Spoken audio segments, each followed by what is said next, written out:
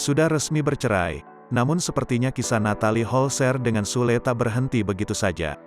Selain ada Atzam Ardiansyah Sutisna, buah hati mereka yang harus membuat keduanya masih saling berkomunikasi. Kini tengah dikabarkan jika Natalie Holzer sedang berbadan dua. Sule pun memberi tanggapan atas isu yang sedang beredar. Sule membantah kabar bahwa Natalie Holzer sedang mengandung anak keduanya. Sang komedian mengatakan, jika Natalie memang mengandung ia pasti akan menghubungi Sule. Hal itu sesuai dengan cerminan kejadian tahun lalu. Kalau menurut saya itu berita hoaks ya, berita bohong kalau memang dia hamil pasti dia telepon kayak yang tahun lalu. Ketahuan, hamil, dia telepon, kata Sule.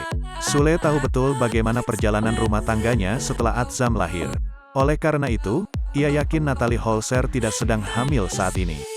Menurut Sule, kabar tersebut bermula dari para pihak yang sangat ingin dirinya dan Natalie rujuk. Sule pun berusaha mengambil sisi positifnya dari isu Natalie hamil anak kedua ini. Jadi itu mungkin karena yang membuat berita itu saking penginnya kami bersatu, ucap Sule.